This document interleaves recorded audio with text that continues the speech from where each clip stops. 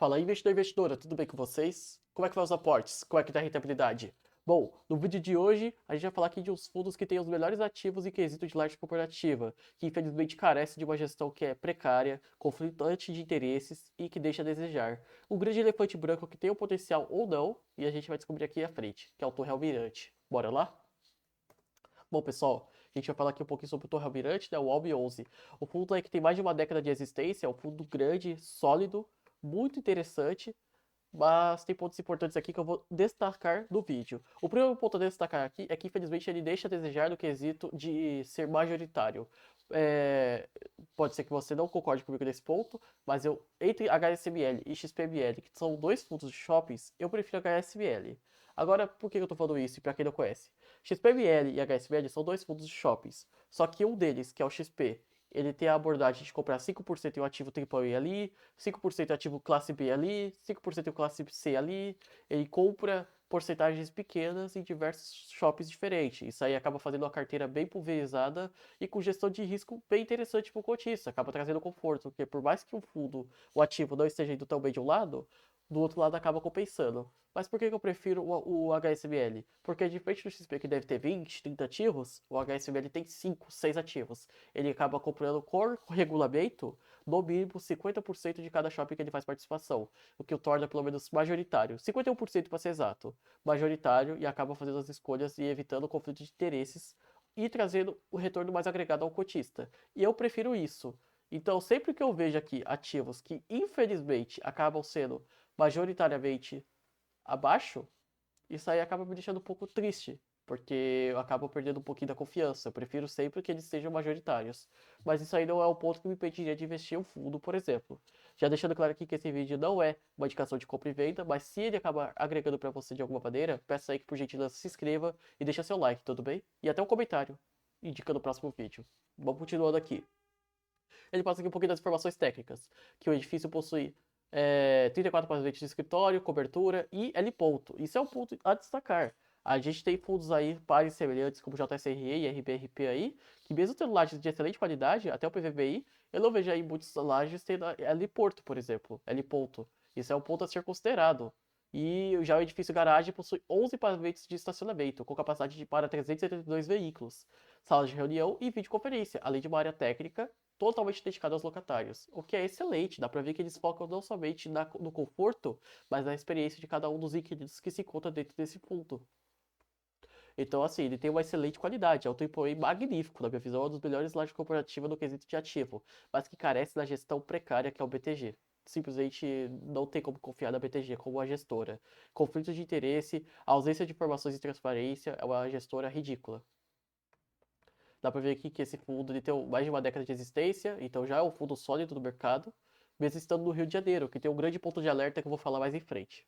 A gente consegue ver aqui que ele tem a taxa de administração baixíssima, de 0,383 ao ano sobre o patrimônio líquido do fundo, o que é excelente, a taxa de administração muito baixa. E também tem uma baixa quantidade de cotistas, cerca de 2.500 cotistas, o que demonstra aí a ausência de confiança ou algum ponto e alerta aí que os cotistas devem estar tendo e que os investidores devem estar tendo para evitar de fazer posição aqui, que a gente vai ver mais à frente, que eu vou explicar para vocês também. O patrimônio líquido já foi da casa dos 300 bilhões, ele segue sendo diluído por conta de emissões abaixo do valor patrimonial. Infelizmente, esse fundo teve que fazer emissões para controlar dívidas, bastante situações precárias.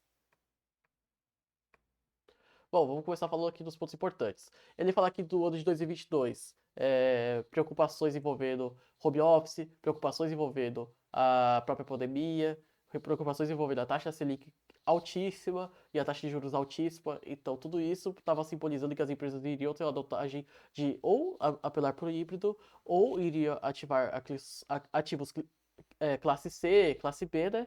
Ou mesmo ir para o home office e o remoto. Então, isso aí eles acabaram se empenhando junto com seus outros sócios para tentar trazer confiança que os inquilinos iriam se manter e tentar trazer novas locações. E eles informam aqui pontos importantes. Com o objetivo de reduzir a vacância do fundo e manter os atuais inquilinos, né? Eles fizeram todas essas ações e com isso não houve nenhuma rescisão contratual e foram realizadas 3 novas locações, perfazendo uma área total de 2.856 metros quadrados e aumentando a ocupação, né, a taxa de ocupação média da carteira, para 43%. Isso é ótimo. Então isso aí mostra que esse é um fundo que, mesmo estando no Rio de Janeiro, com o risco que ele representa, ele se mantém sólido e resiliente a toda essa crise. Claro que 40%, 50% não é 100%. Ainda demonstra um risco grande, ainda demonstra um empenho bastante para poder finalizar todo o potencial que esse ativo tem de fato.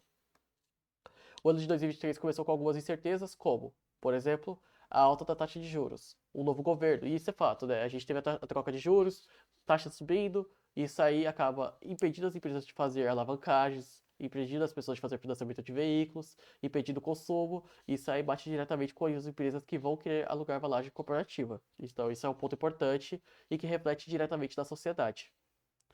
E de forma, essas políticas são essenciais para a estabilidade de fundos imobiliários, que é afetada diretamente pela alta de juros, o que é um fato. Entretanto, apesar disso, no último mês, o fundo firmou um novo contrato de locação, perfazendo uma área de 403 metros quadrados para a parte do 21º andar, o que causa um impacto na receita de 2,6% e aumento da ocupação do fundo para 43,75%, ou aproximadamente 44%. Se a gente ver aqui, desde abril de 2022 a abril de 2023, de fato, tem uma distância aí pequena, mas mostra que o fundo segue crescendo e o ritmo lento, mas segue demonstrando uma grande resistência aí às vacâncias do Rio de Janeiro. Dada a redução da vacância supracitada no ano de 2022, a perspectiva é que o prejuízo do fundo diminua cada vez mais por conta do aumento da receita e a diminuição das despesas. Vamos lá, aqui é um ponto muito importante. A gente está falando da gestão BTG. É uma gestão que deixa a desejar, tem conflito de interesse e claramente é ineficiente e ausente de transparência. Por que eu falo isso? Simplesmente a gente informou aqui, se a gente ver novamente, ó, se a gente ver aqui novamente, ele informa. Simplesmente o quê? Dada a redução da vacância supracitada no ano de 2022, a perspectiva é de que o prejuízo do fundo diminua cada vez mais. Qual é o prejuízo? Quanto está? Quanto falta para quitar? Quanto ele está recebendo para pagar isso? Qual é o guidance? Não informa? Não tem informação.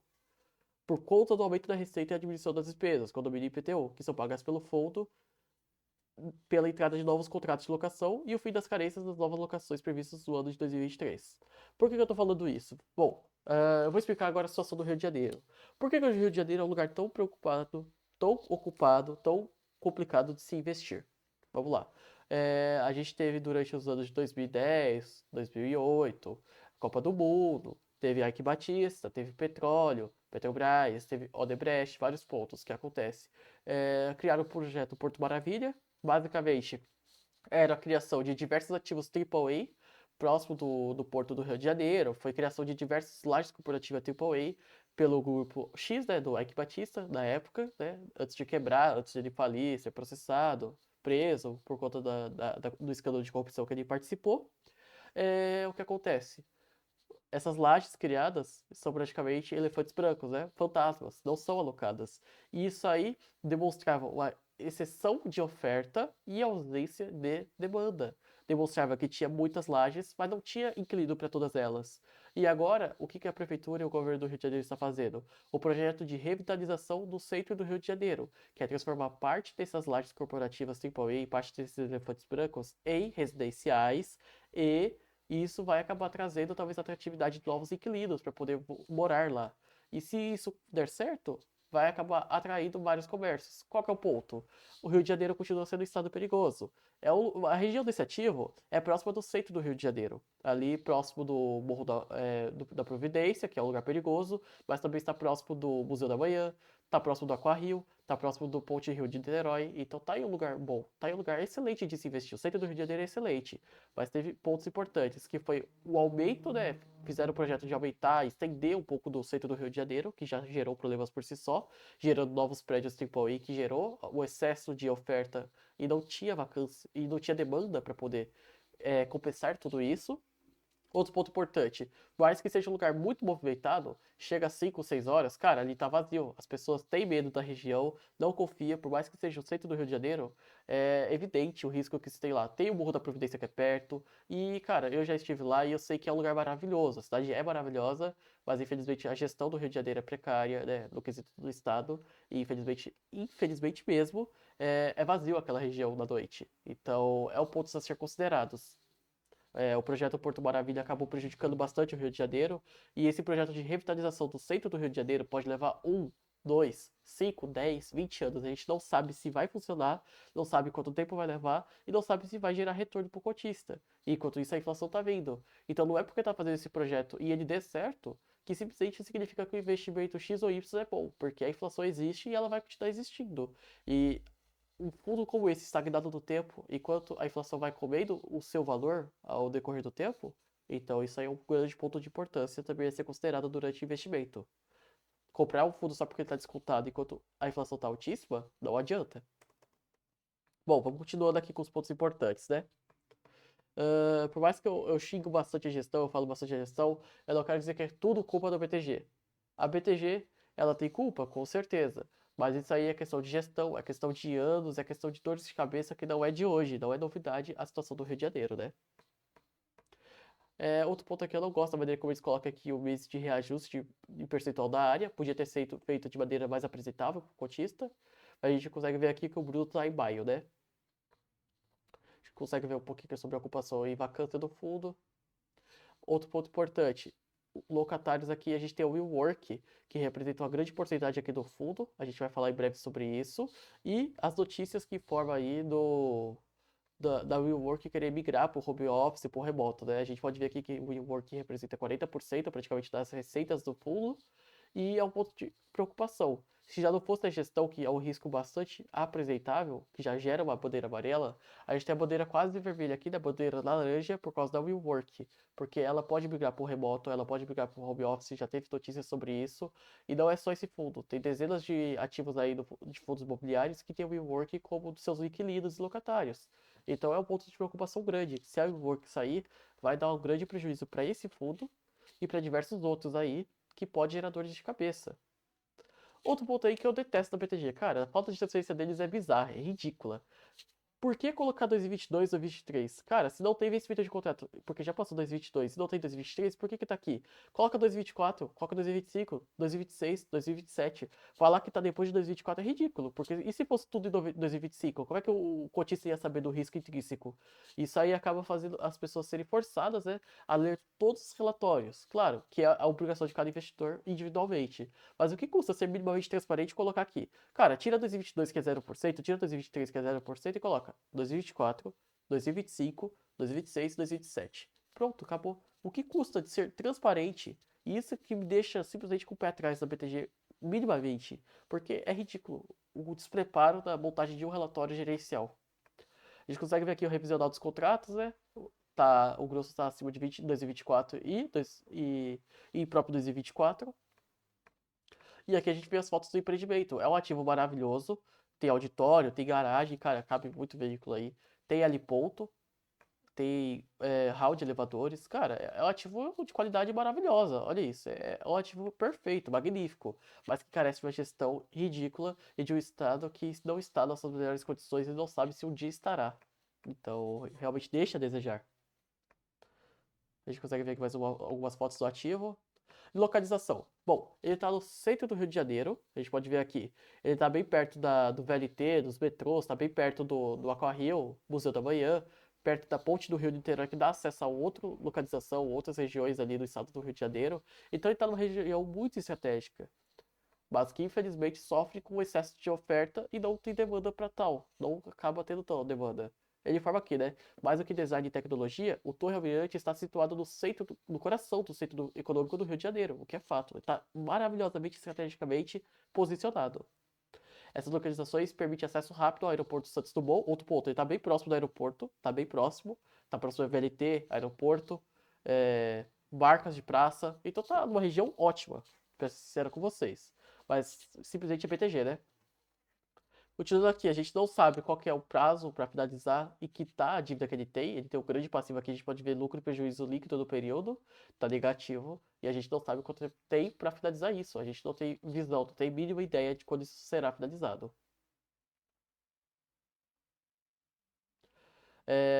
Negociações aqui. Mano, 600 cotas de negociação é ridícula. Demonstra aí que ele tem uma negociação ridiculamente baixa e que pode acabar fazendo que o fundo suba 10, 20% em um dia e caia 50% do outro e ninguém entenda nada. E a cota dele está na mínima histórica, né? A gente pode ver aqui que desde abril de 2022 ele segue em queda desenfreada.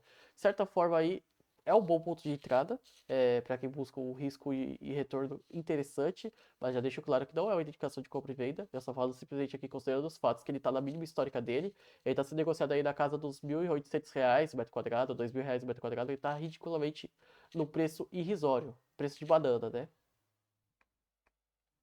Aqui, um ponto importante que eu tenho que destacar aqui, que eu acho legal da gestora, é que eles colocam aqui as atualizações, para que você não tenha tanta necessidade assim de ver os fatos relevantes. Isso é legal. A gente pode ver aqui que ele tem alguns problemas de depósitos judiciais, processos judiciais, né? Então é ponto importante. Mas, ó, a gente tem informações aqui interessantes. Por exemplo, no ano passado, ele informa aqui que o fundo assinou um contrato de novas duas locações, representando aí o crescimento do impacto positivo de 15,37% da receita. Daí a gente consegue ver algumas informações relevantes. É legal isso aí. Se outros fundos fizessem isso, seria interessante porque facilitaria a leitura, né, do relatório gerencial sem ter que toda hora ver fato relevante. Vamos ver aqui se tem mais pontos importantes, né? A gente consegue ver aqui outro contrato que ele assinou aqui, de locação, 5 anos. É legal isso.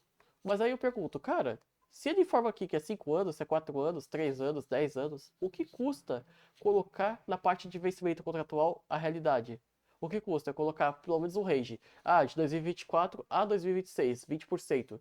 De 2026 a 2029, 40%. 2029 a 2035, 10%. O que custa fazer isso?